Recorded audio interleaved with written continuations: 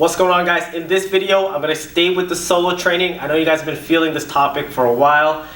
This is especially for those that don't have a training partner at certain hours of the day, don't have a school that they can train at. This is for you guys. All you will need is a punching bag.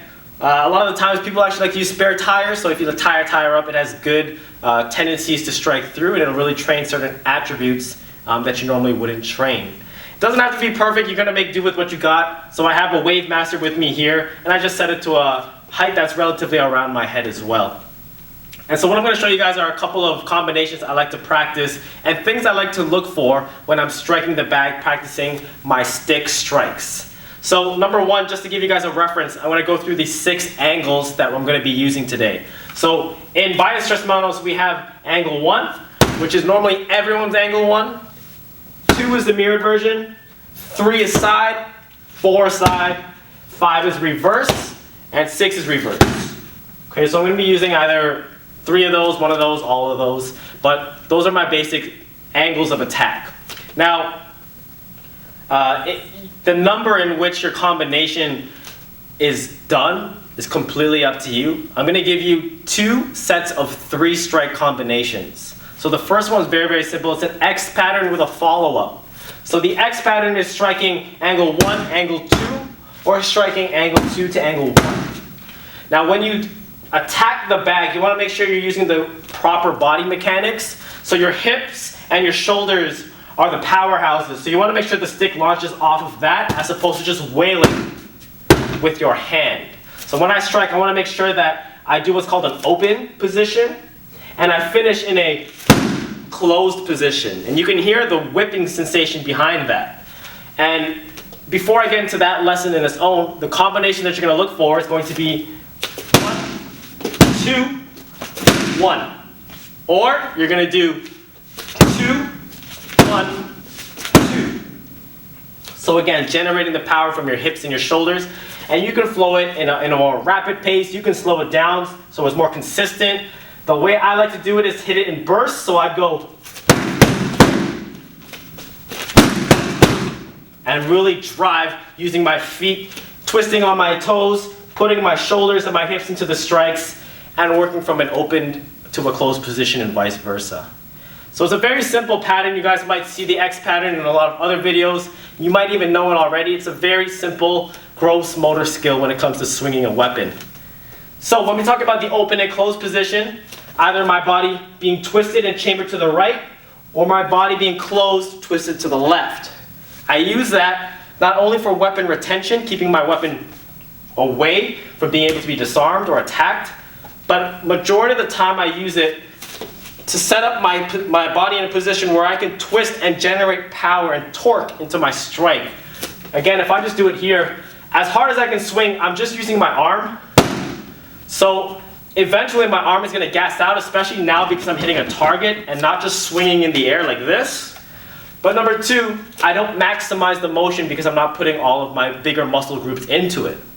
So that's why I use those 2. And when you are looking for certain attributes in hitting the bag, you want to make sure that when you cut through it, it's a perfect follow through.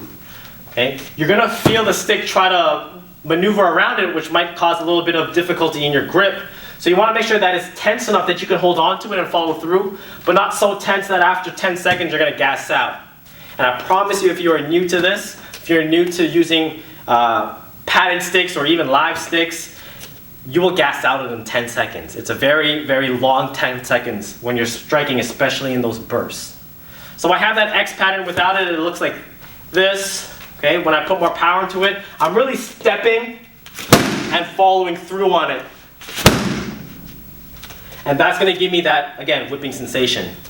As you're doing that combination, one thing you want to look for, if you can, you want to be able to follow up with your safety hand. So this could be an eye jab, this could be a palm thrust to the face. You can even turn it into a punch, whatever you really want it to do, but use that almost as a stopping point so you can use your left arm as reference to bring it back around.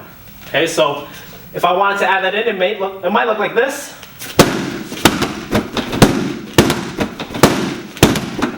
And it's almost like a half beat, and that's going to allow you to incorporate your safety hand and eventually practice that with a partner, where if you're sparring, you're constantly checking to see where their hand is and see if that will cause a reaction in your opponent as well. The next one is a little more difficult. We call this a triangular strike. So that's going to be an angle 1, and then we cut underneath, and then we go reverse, which is drawing a triangle. Okay, so if I'm facing you, it's going to look like this. 1, the bottom down here, and then it goes up. Same characteristics. Again, I can also do it the alternate version where I go down to the side and reverse up here. But you want to look for that kind of whipping motion. Again, as well, I like to strike in bursts. So when I'm striking here, instead of me going 1, then 2, then 3, I like to go a little bit quicker and go. And that's going to allow me to get that rapid strike that you're so used to when you twirl, but actually apply it on a target and be able to hit something and, you know, consider the recoil, the ricochet, all the things that you don't normally feel when you're doing a Carenza or a Sinawali. Okay, so you have your X pattern with the follow-up. You have your triangular strike. Those are 2 very simple, easy combinations you guys can use, but honestly, you can use whatever combination number, whatever combination strikes, as long as you make it work and you're hitting something that, you know, you're allowed to hit, safe to hit, and you're getting your reps in. A couple of things to look for before I send you guys off with this video. Again, stinging motion, but using your open and closed position, you can also incorporate snaps. And eventually, when you get used to it, you want to work on level changes, right? Not just ballistically, just swing away and just kind of wail out on the bag. You want to start to target high, medium, low, maybe if your bag is big enough, if your target is big enough. If you guys have the tires, your arco strikes or your Watik strikes are really, really good for it. This is a little more difficult. I'm going to go a little high, but it still works. Okay?